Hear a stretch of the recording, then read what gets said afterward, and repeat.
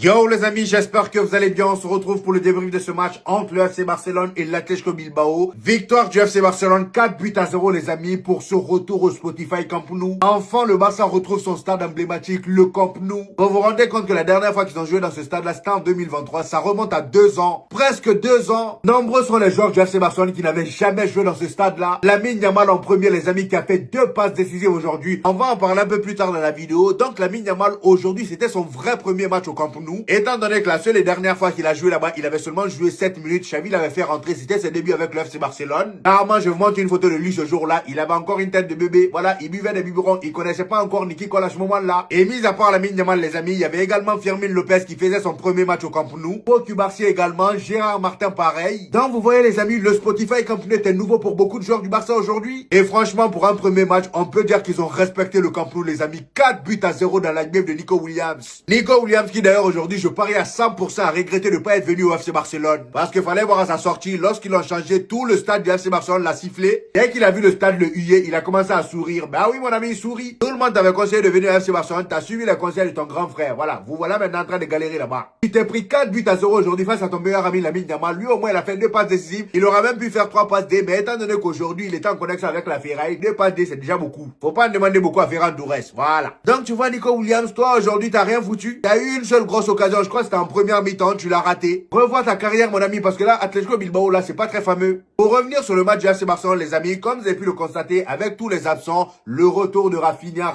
qui a d'ailleurs commencé en tant que remplaçant. Hansi Flick n'a pas voulu prendre de risque aujourd'hui, il a mis Rafinha et Marcus Rashford aujourd'hui au banc. Marcus Rashford de toute façon aujourd'hui il était incertain pour le match. Donc au poste d'ailier gauche, Hansi Flick a préféré mettre Ferran Torres et au milieu il a mis Eric Garcia en 6. Étant donné que Frankie de Jong avait un rouge et que Pedri était absent pour blessure, donc le trio du milieu c'était Eric Garcia, Dani Olmo et Fermin Lopez. Cependant le gros changement d'aujourd'hui c'était même pas au milieu ni en attaque, c'était en défense. La légende Gérard Martin a joué en tant que défenseur aujourd'hui à côté de Cubarsí. Et autant vous dire les amis qu'aujourd'hui il en a fermé les bouches. Ah oui, Gérard Martin aujourd'hui a sorti un match exemplaire, rien à lui reprocher. Top performance de sa part. D'autant plus que derrière lui aujourd'hui c'était pas Wishy Chechny, donc le gars il était serein, il y avait Juan Garcia. Lui au moins c'est pas un fumeur de chicha, donc Gérard Martin et Cubarsí aujourd'hui ils étaient tranquilles. On sentait la sérénité dans les cas, c'est pas comme Wishy Chechny qui même pour le simple relance, les Barcelonais ont peur. Les Barcelonais ont peur. Balle au pied, les fans du Barça tremblent. Franchement, le retour de Juan Garcia, les amis, va faire énormément de bien au FC Barcelone. Et de toute façon, j'ai envie de dire à mes frères madrilènes, apprêtons-nous à souffrir après cette trêve internationale là. Parce que déjà, nous, de l'autre côté, le nombre de blessés qu'il y a, surtout en défense. Au moment où je vous parle, on n'a que Raúl Asensio et Di Lucien comme défenseur central, c'est tout. Alors que le FC Barcelone, eux, ils commencent à être de plus en plus au complet. On a le retour de Juan Garcia, le retour de Rafinha, l'absence qui les a fait le plus mal ces derniers temps. Ils ont tout ça qui reviennent petit à petit. Frankie de Jong va faire son retour dans les prochains matchs. Et en ce qui concerne Pedri, j'ai appris qu'il fera son retour face à Chelsea le mardi prochain. Donc vous voyez,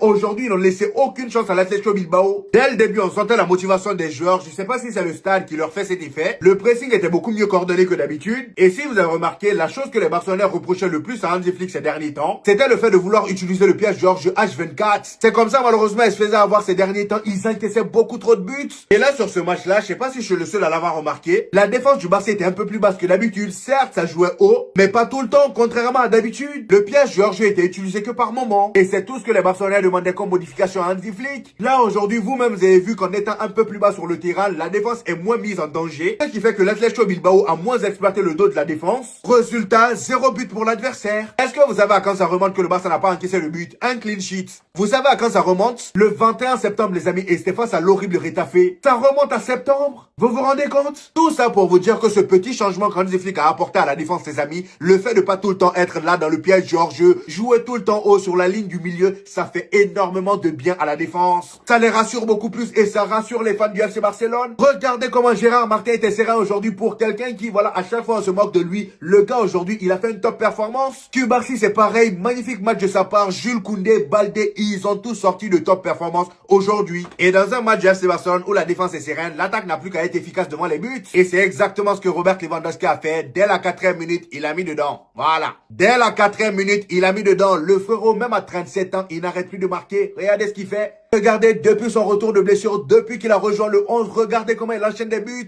Dans la surface adverse, les amis, même si oui, Robert Lewandowski, c'est plus le même qu'il y a quelques années. Il n'est plus autant chirurgical qu'il y a quelques années, c'est vrai. Mais à 37 ans, les amis, faire ce que Robert Lewandowski fait là, c'est pas donné à tout le monde. Rares sont les joueurs qui ont fait ça, les amis. Et moi, j'ai même envie de dire, Robert Lewandowski, le Barça devrait le garder. Quitte à le garder et le mettre au bord la saison prochaine pour donner du temps de jeu à un joueur beaucoup plus jeune, il n'y a pas de souci. Mais franchement, ça serait une grosse erreur de le laisser partir. Parce que là, le gars, il est encore efficace.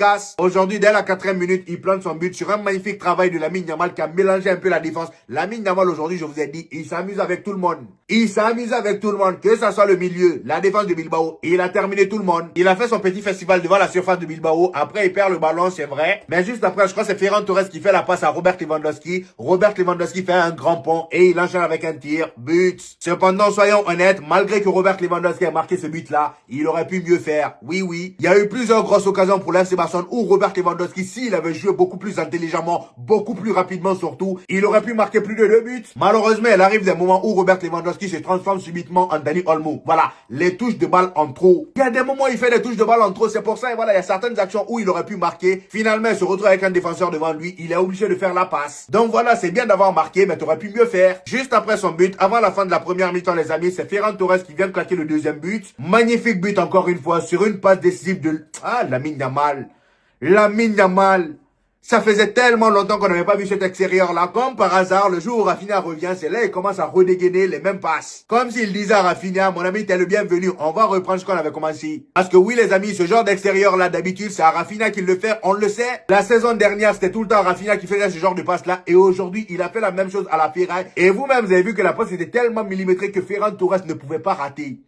Il pouvait pas rater. Le gars, il reçoit la magnifique passe de Lamine Yamal. Il était obligé de mettre dedans. Et en parlant de Lamine Yamal, les amis, dites-vous qu'il est actuellement le co-meilleur passeur de Liga avec 6 passes D. C'est vrai qu'il marque pas beaucoup par rapport à ce que les Barcelonais voudraient. Mais rappelez-vous que Lamine Yamal, c'est quelqu'un qui sait comment faire jouer. Lui, c'est ça son football. Quand il est sur le terrain, ton équipe a plus de facilité à marquer. Et ce qui est bien, c'est qu'à tout moment, il peut te sortir un éclair de génie et te claquer des magnifiques buts. Ça, on le sait. La preuve, Ferran Torres qui est aussi nul devant les buts. Aujourd'hui, le gars, il aurait pu faire un triplé, hein. Ferran Torres aurait pu faire un triplé. Mais malheureusement, il est resté fidèle à lui-même. Il a au moins réussi à marquer 2 buts. C'est déjà beaucoup. Faut le féliciter. Le troisième but a d'abord été inscrit par Fermín López en deuxième mi-temps. Dès le début de la deuxième mi-temps. Hein. Ah oui, ils n'ont pas perdu de temps. Sur un magnifique travail de Eric Garcia. Eric Garcia que j'ai trouvé incroyable aujourd'hui au milieu. Franchement, top performance de sa part aujourd'hui. Sur le but de Fermín López, c'est lui qui fait le gros travail. D'ailleurs, il y a eu une belle combinaison entre les deux dans un petit espace avant le but. Et comme je le disais, Fermín López, depuis quelques temps, c'est le meilleur joueur du FC Barcelone. J'ai même pas à débattre avec quelqu'un. Voilà. C'est pour moi le meilleur joueur du FC Barcelone depuis un moment, dans la régularité, dans son impact dans les matchs compliqués. C'est toujours lui. Ah oui. Donc voilà, pour revenir sur le match, les amis, le troisième but a été inscrit par Fermín López et le quatrième but, encore une fois, la connexion, la Ferrari, Lamine Yamal a encore frappé. Voilà. Lamine Yamal qui prend le ballon, il te fait un festival au milieu. C'est tellement facile pour lui. C'est trop facile. Il te prend le ballon déjà, comme je vous ai dit, il avait mélangé pendant toute la première mi-temps la défense de Bilbao. Cette fois-ci, il s'est occupé du cas, du milieu. Voilà, le gars, c'est un médecin.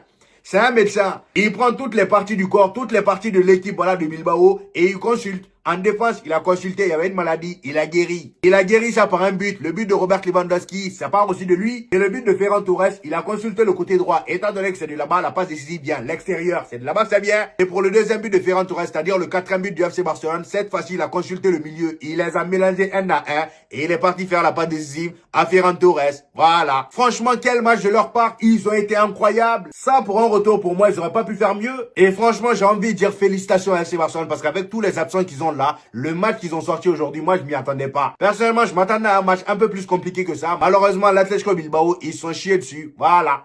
Au moment où je vous parle, grâce à cette victoire du FC Barcelone, ils nous passent devant. Ils sont actuellement premiers provisoirement. Donc le Real Madrid demain, on n'a pas droit à l'erreur. On joue face à Elche. On n'a pas droit à l'erreur. Même avec tous les blessés qu'on a là, on est censé gagner. LT, voilà, normalement, c'est faisable, franchement. Et comme je vous l'ai dit en début de vidéo, là, jusqu'à la prochaine trêve internationale qui est, je ne sais, dans 2-3 mois là, faut pas qu'on perde parce que là, le Barça, ils vont pas rigoler avec nous. Ils commencent à être au complet de plus en plus. Rafinha de retour. Là, ils vont être encore plus méchants. On peut dire qu'aujourd'hui, ils ont réussi à gagner sans Rafinha. Les tauliers commencent à être de plus en plus en forme. Robert Lewandowski en forme. Lamine Yamal en forme. Même la Ferrari, il est en forme. Fermín López, il y a Marcus Rashford aussi qui est là-bas. Le gars qui passe son temps à marquer, à être décisif. Et au goal, c'est plus fumeur de chicha. Hein. franchement, il va falloir qu'on se ressaisisse très vite. Parce qu'avant la dernière trêve internationale, là, on a fait un match nul, voilà, moi qui m'a pas très plu. Et pour terminer avec le FC Barcelone, mardi qui arrive, vous allez affronter Chelsea. Attention à Chelsea, les gars. C'est vrai que bon, pour un premier match après la trêve internationale, vous êtes assez en forme, mais Chelsea aussi. Donc voilà les amis, c'était mon avis sur ce match. J'espère que vous avez kiffé la vidéo.